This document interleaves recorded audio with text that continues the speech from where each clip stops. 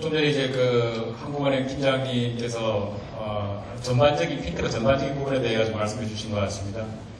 아마도 이제 그 세션의 구성을 한국은행 팀장님이 전반적인 부분을 얘기하시고 저부터 시작을 해가지고 이제 실무적인 그런 부분을 갖다 말씀드리는 그렇게 구성하지 않았나 생각이 들고요. 저는 그 신한 S뱅크 스피드업이라고 하는 하나의 앱입니다. 아시는 분들도 꽤 있으실 생각이 드는데요. 앱 단위의 서비스에 대해 가지고 사례 발표를 하려고 합니다. 본론 들어가기 전에요. 개인적인 어떤 소개 비슷한 부분을 말씀을 드리면, 저는 이제 신한은행에서 이 디지털 관련된 부분에 대해 가지고 조인을 한 게 99년 정도부터입니다. 그러니까 국내 최초의 인터넷 뱅킹, 신한은행 이렇게 만들면서 그때부터 시작을 했는데요. 그러고 나서 이제 2000년 초반에 닷컴 열풍이 있었잖아요. 그때 이제 굉장한 광풍 비슷하게, 죄송합니다. 이제 시간 좀 제가 확인하려고 시계 좀 풀겠습니다. 죄송합니다. 그때 이제 여기도 참여하시던 분들이 있으시겠지만은 굉장한 열정을 가지고 그때 참여를 많이 했었죠. 저도 이제 그때 이제 벤처 기업분들하고 많이 협조도 하고 그랬습니다. 근데 그때의 그 열기와 열정이 지금 비슷하지 않나 생각이 좀 듭니다. 지금도 이제 그런 열정 부분들이 굉장히 강한데요. 근데 지금 생각해보면 그때는, 지금이라 바라보면 그때는 약간은 열정은 충만하지만은 조금은 미성숙한 그런 부분들이 있지 않았으나, 열정만 어떻게 보면 강하지 않았으나 생각이 들고요. 그런 측면으로 보면 지금은 열정도 충만하고, 성숙돼 있고, 그리고 학습도 많이 했고, 간접 경험도 많이 했고, 더더군다나 이제, 좀 전에 이제 한국은행 팀장님 말씀하셨지만은, 정부의 어떤 규제 완화라든지, 또 중요한 건 정부의 의지가 굉장히 중요한 것 같습니다. 그런 부분들이 상당히 크게 지금 변화를 주도하고 있는 부분이 아닌가라는 그런 생각이 좀 들더라고요. 그래서 이제 진짜로 사실 그래서 2000년 초반에는 세상이 변할 거라고 생각했는데 그때 변하지 않았죠. 근데 지금 은행원이 저도 생각을 해보면 변할 것 같습니다. 많이 변할 것 같습니다. 그런 차원에서 저희도 상당히 긴장을 하고 있고요. 그런 부분으로 이 앱 한 개를 출시를 했지만 여기 많은 고민들을 좀 가지고 있는 그런 부분들입니다. 이제 본론적으로 말씀드리겠습니다. 제가 이제 준비한 부분을 앱에 대해 가지고 앱의 구성이 어떻다 이런 부분 말씀드리는 건 크게 의미가 있는 건 아닌 것 같습니다. 이 앱을 처음에 이제 기획을 하고 할 때 그때 우리가 무슨 고민을 했는지, 어떤 하루의 기준은, 줄기는 뭐였는지, 이런 부분들을, 여러분들하고 공유하는 것이, 오늘 컨퍼런스의 어떤, 취재하고 맞지 않겠느냐라는 그런 생각이 들어가지고요. 그런 걸 위주로 좀 정리를 했습니다.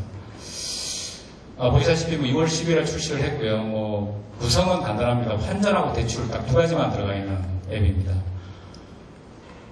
간단하게 이제 이 앱에 대한 고객분들의 평을 한번 들어봐서 출시한 지는 2개월 반, 3개월이 채 안 됐는데요.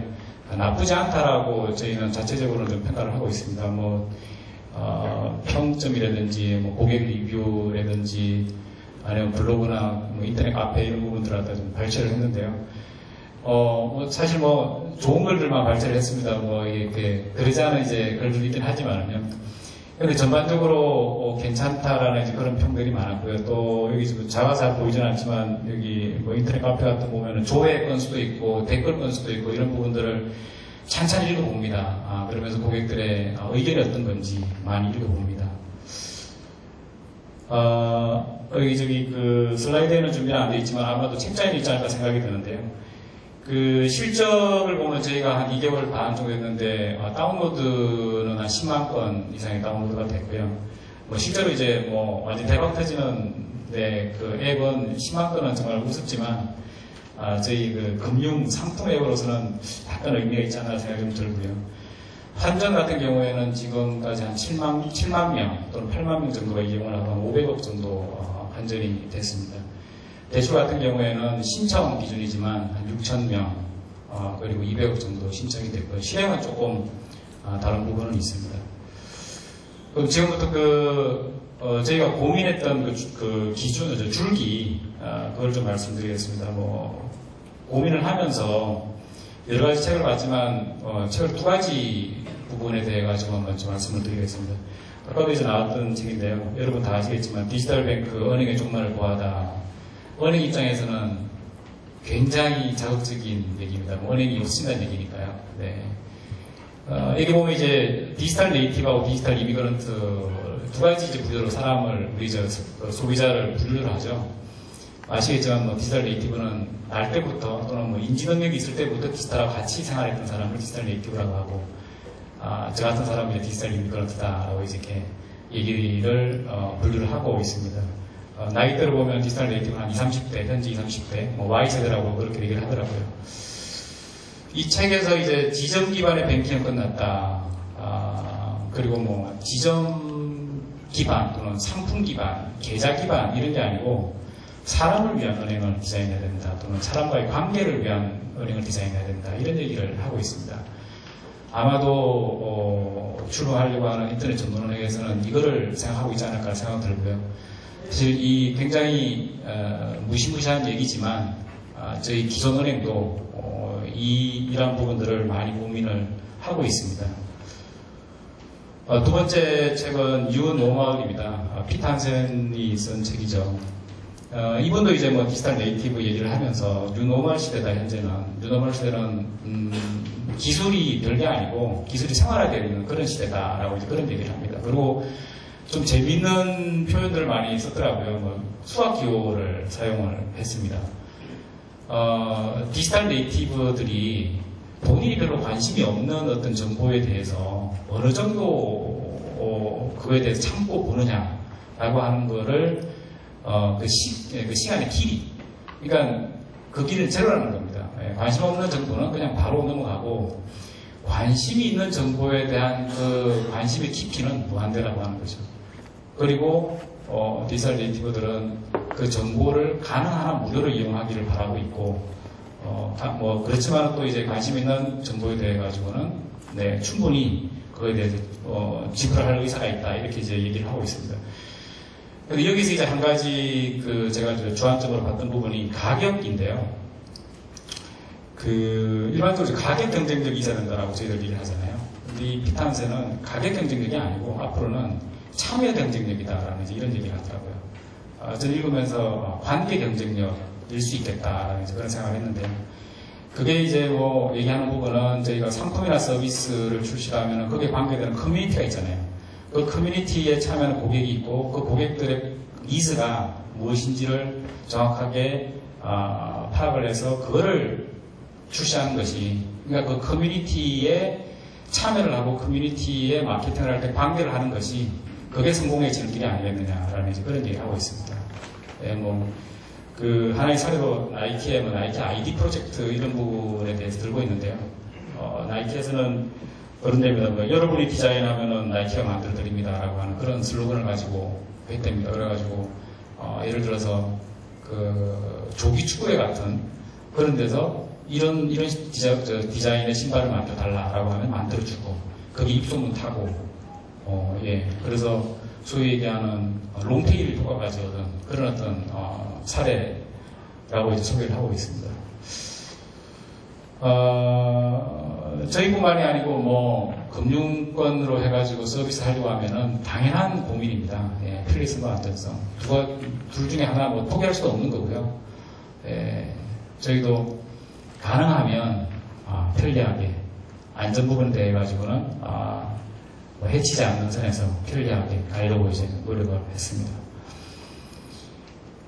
디지털 네이티브, 아까 말씀드린 디지털 네이티브들의 이제 모바일 채널 요걸 말씀드리기 전에 디지털 네이티브들의 그 채널 선호도를 저희가 앱 출시하기 전에 당연히 이제 모바일일 거다라고 생각하면서 그 채널 선호도를 봤더니 많이 너무나 확인했습니다. 그러니까 디지털 네이티브들은 모바일을 이용하는 게 한 40% 정도 되면은요, 그러지 않은 40대 이후는 10%가 안 되더라고요.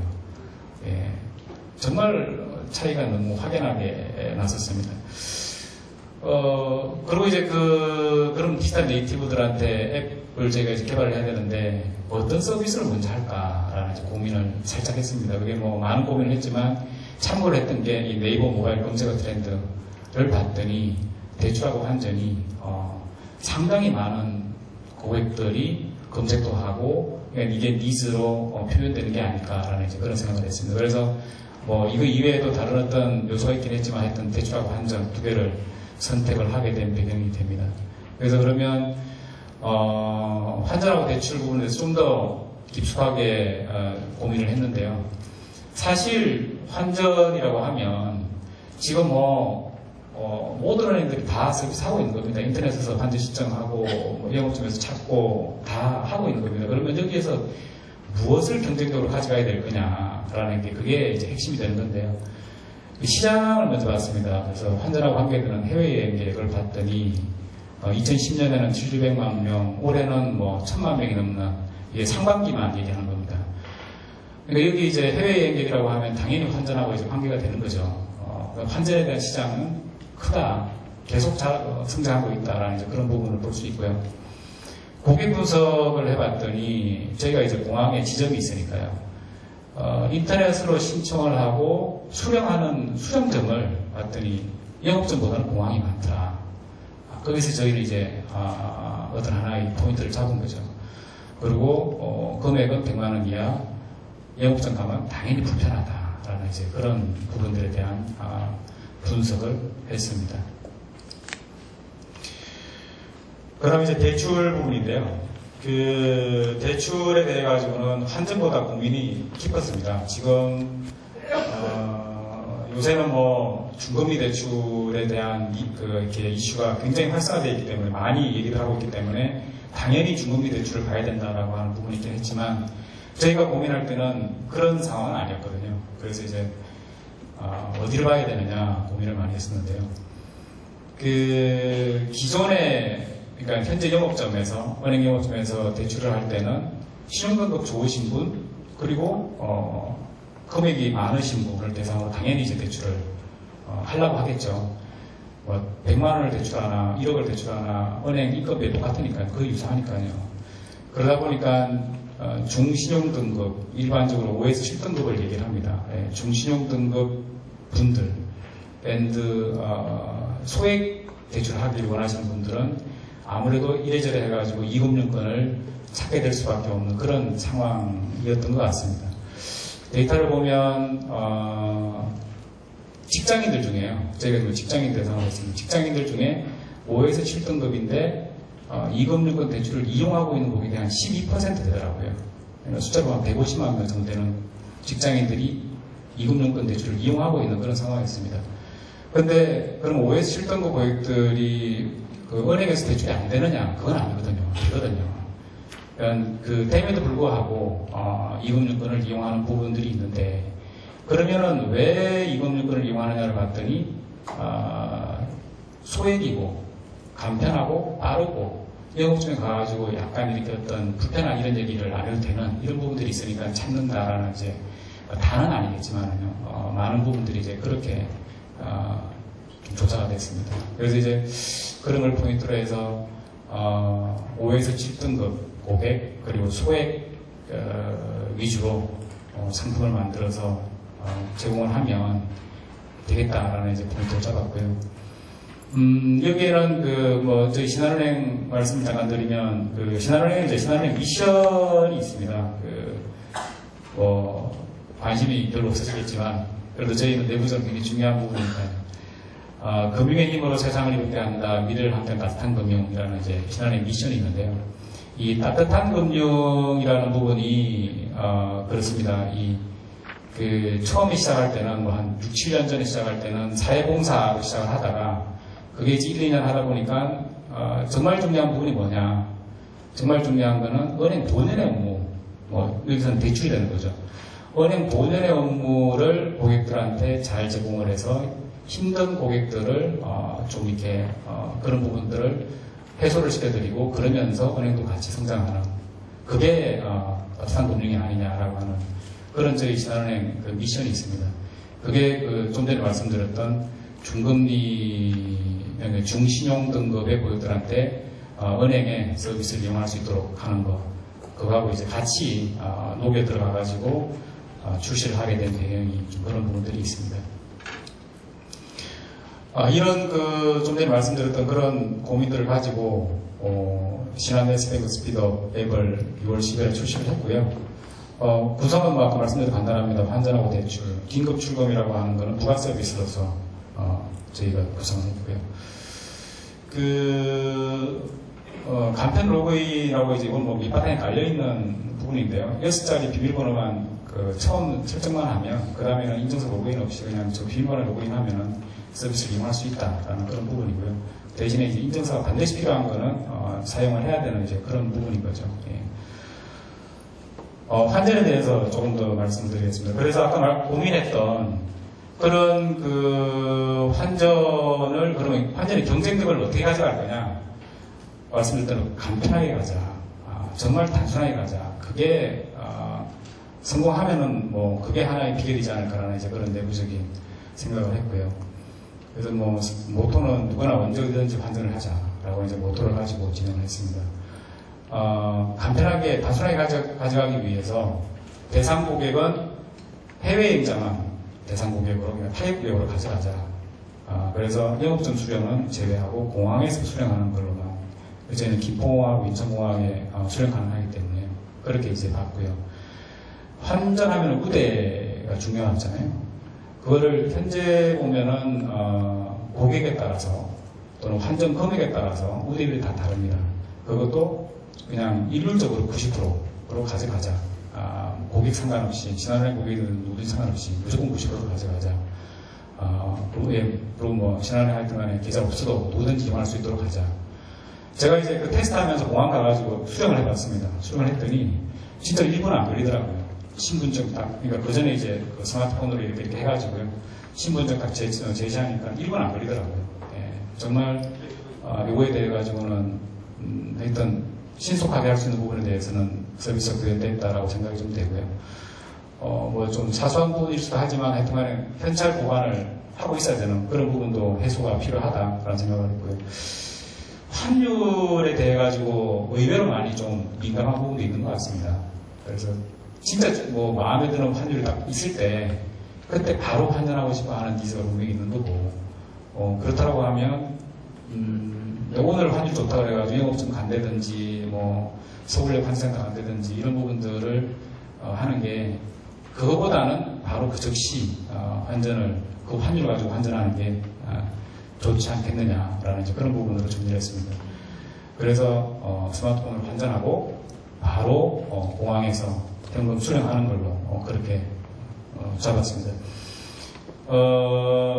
간단하게 이제 뭐 실적 부분을 말씀을 드리면은요, 이렇게 이제 출시하고 한 2개월 반 정도 하니까 저희 신한은행 내에서 그 기존에는 뭐 인터넷하고 스마트폰으로 해서 그 채널 비율, 그러니까 환전에 대한 채널 비율이 한 2, 3% 정도였습니다.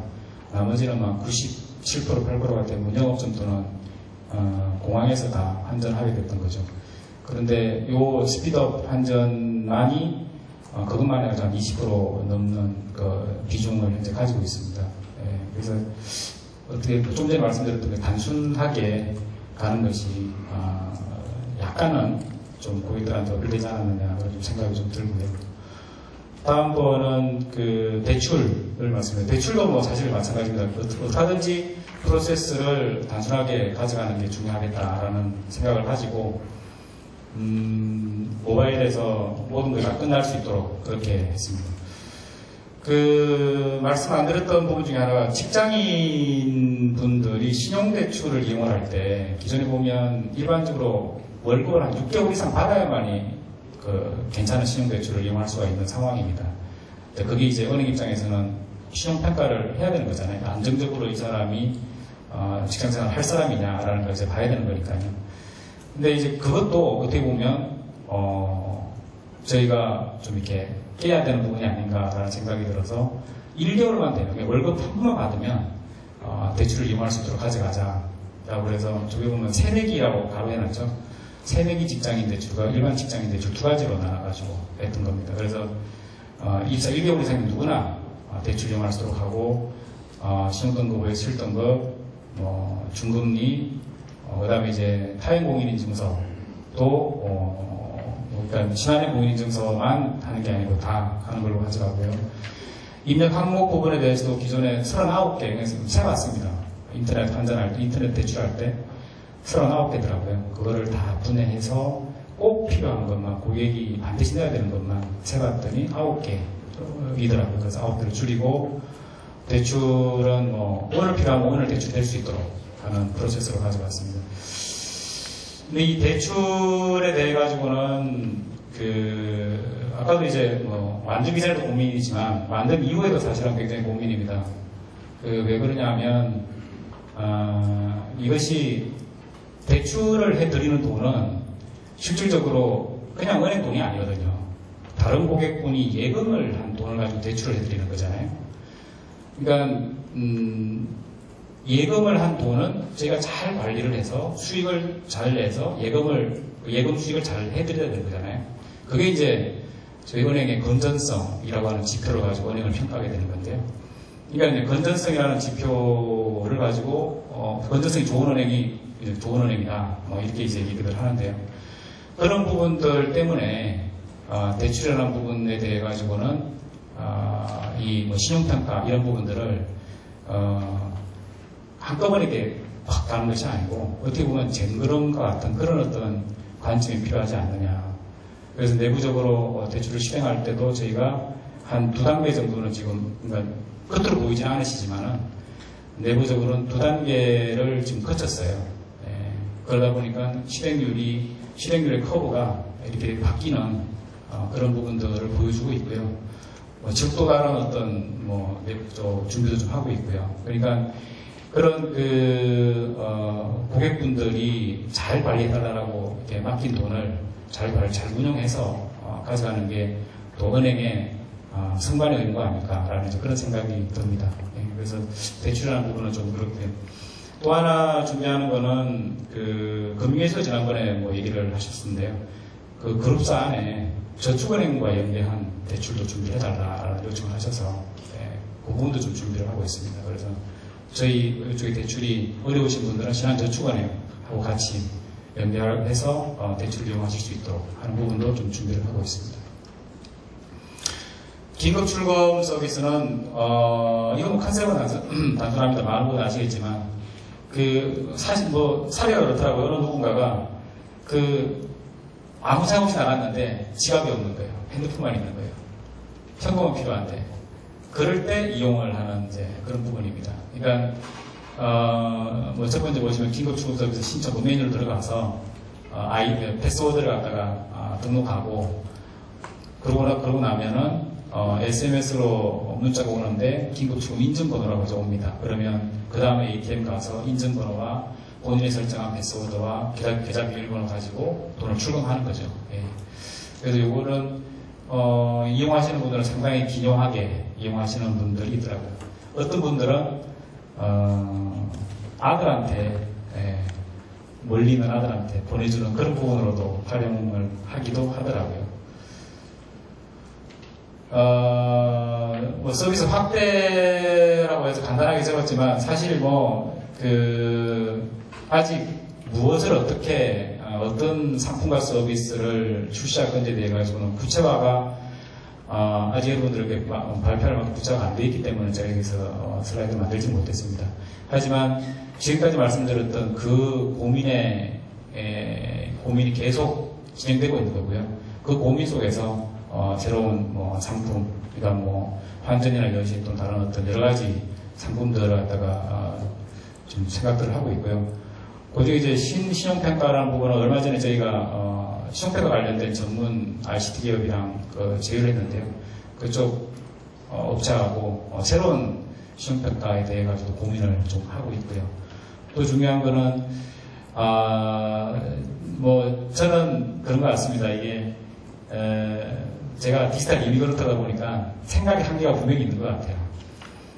그래서 정말 반짝반짝한 아이디어를 가지고 계신 핀테크 업체분들의 아이디어가 절실하게 필요한 그런 부분이지 않을까라는 생각이 좀 듭니다. 그래서 혹시라도 많은 아이디어 가지고 계신 분들은 언제든지 저한테 연락을 주시면 좋은 그림 한번 그려봤으면 좋겠습니다. 그런 부분들이 현재 저희가 신한 퓨처스랩이라고 하는 부분들을 진행하고 있는데요. 이거는 뭐 신한 금융그룹 차원에서 진행하는 부분인데요. 현재 1기가 진행하고 있고 여기 끝나고 나면 또 2기, 3기 계속 진행될 예정입니다. 여기에 참여하셔도 되고요. 아니면은 따로 저한테 말씀해 주셔도 됩니다. 네, 전반적으로 간단하게 말씀을 좀 드렸고요. 하여튼 제가 초반에 말씀드렸다시피 이러한 변화가 정말로 이루어질 것 같다라는 그런 개인적인 생각이 들고, 그런 변화 속에 제가 있다라고 하는 자체가 개인적으로 많이 행복하다라는 생각이 듭니다. 네, 발표드려서 감사합니다. 고맙습니다.